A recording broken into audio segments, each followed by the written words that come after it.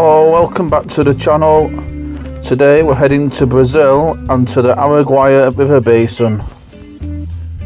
As I'm sure you've already guessed, we're going to be building a tank for the miniature Ember Tetra. Got the idea for the tank from this book, The Amazon Below Water by Oliver Lucanus. I found it a very interesting book and I'm not affiliated in any way. And I'm using an image from the book as an idea for the tank which I'm about to set up. I'm using the picture with the author's permission, and we'll leave a link to his YouTube channel and his website below in the description.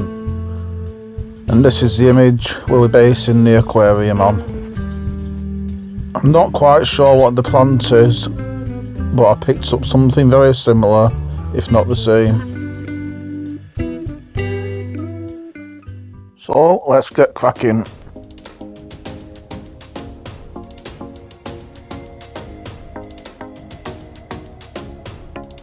I'm going to start off by relaying the old substrate so that I can save some of the nutrients and help with the plant growth. I'm doing this as I'll be laying a layer of sand over the top, which is an inert substrate, meaning there's very little nutritional benefit in the sand. When using a base layer, it's always a good idea to leave a small gap around any viewing panels for a better, more visually appealing look, as you'll see later. Again, I'm doing this real time just to show how quickly you can get a small tank like this done.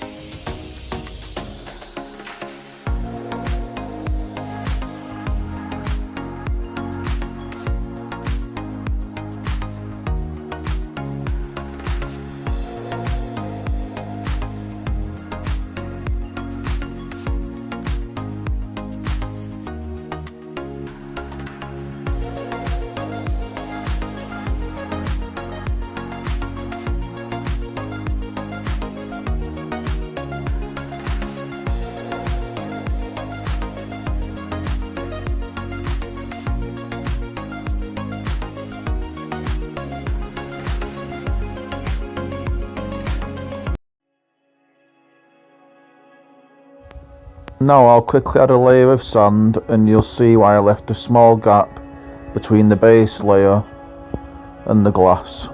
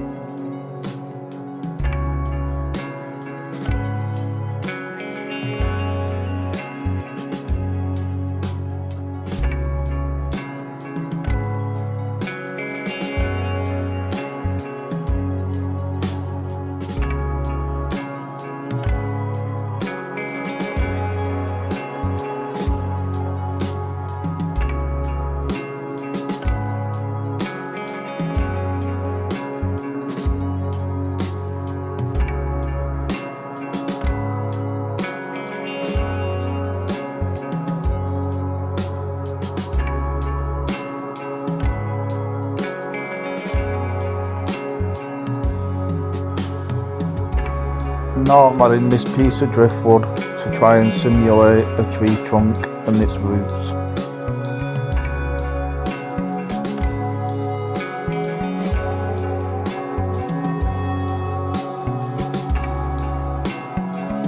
Wet the substrate a little, ready for planting.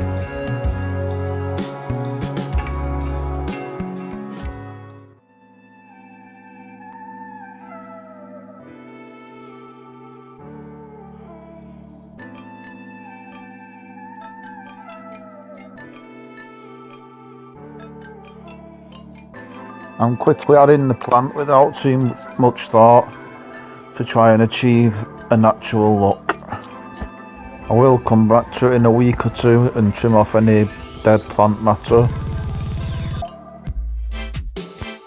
So from a personal point of view, I much prefer a natural looking aquarium. I like the idea of getting a part of a river and putting it into the aquarium, rather than spending too much time on making the perfect aquascape.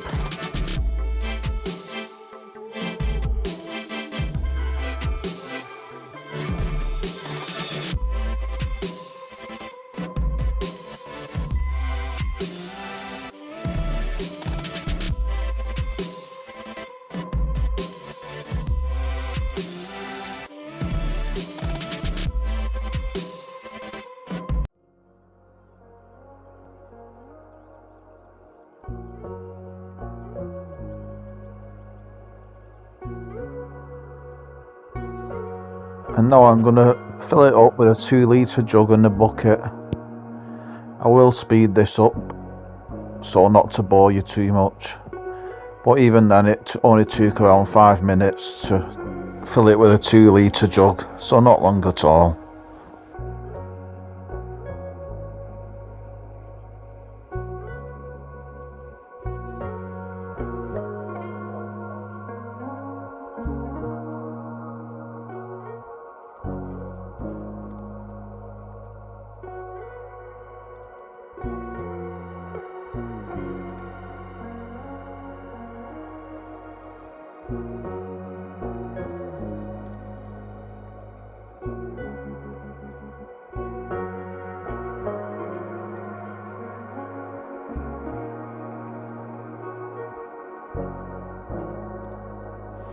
So we're almost done now, and you can see the water's a little bit cloudy, but that'll clear over time, and the plants aren't sitting too great. But I'm just going to let them do the thing and naturally bed in, and then we'll trim them back in a couple of weeks. Like I say, we're looking for a naturally overgrown look, just like in the picture out of the book. The idea is just to get the plants in the substrate and get them rooting, and then we'll go from there, because there wasn't a great deal of root on plants and it was only a small bunch, the last in the shop. So moving on, and I've decided to pick up a peace lily. It wasn't planned, but there was a little bit of a gap at the top of the fish tank, just over the wood. And you can see there that the Ember Tetras I picked them up as well at this point. Going back to the peace lily, a little bit of a gap over the piece of wood, and I thought it would just fit in nicely and give an extra dimension to the tank.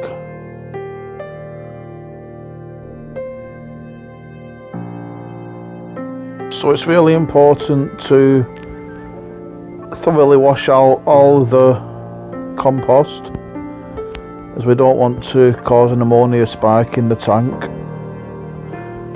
But not just that, there can be a lot of chemicals in the compost which can be toxic to the fish, pesticides and other toxic chemicals like copper, which can be particularly harmful to invertebrates like snails and shrimp.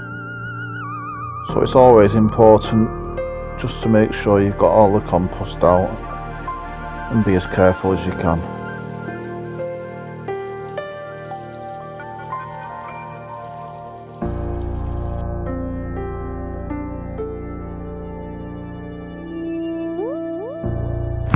Be thorough and make sure you get all the soil out.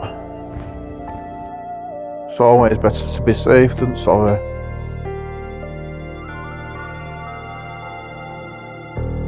Now all the roots are nice and clean and ready to go in the tank. I'm just going to wedge it behind the wood. You can't see very well. There wasn't a great deal of space for me to work in, and it's definitely something that I intend to improve in my future videos.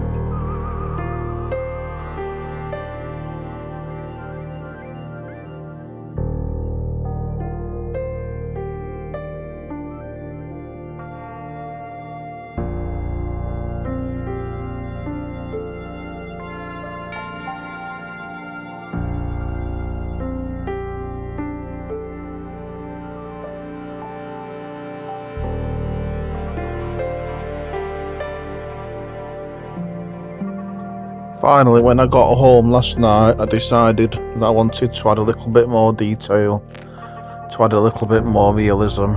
I've added a stick and just a couple of guava leaves, just to add that little bit more realism.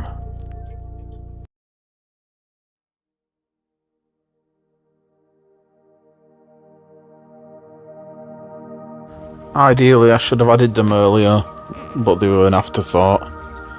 So I've added them now.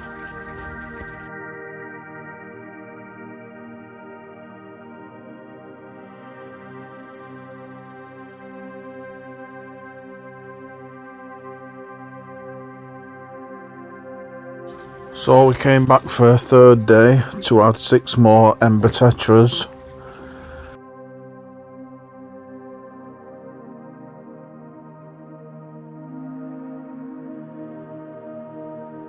So for some people this aquarium might look a bit messy, but for me it looks nice and natural, which is what I'm aiming for personally.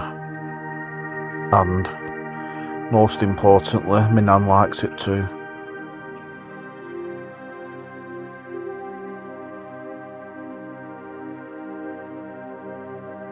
Hopefully over time, as the plants bed in and the fish mature and get comfortable, the odd few eggs will survive, and we might just get an extra few tetras to add to the numbers. It's worked for me like this in the past with egg scatterers, without intentionally trying to breed them. It's nice just to see the odd one pop up now and again. That brings us to the end of the video, and I'll come back to these in a few weeks, see how they're getting on. But in the meantime, I'm just going to leave you with a few minutes of footage of the fish. Thank you for watching, and I really appreciate any subscribers. Thanks again, and see you again soon.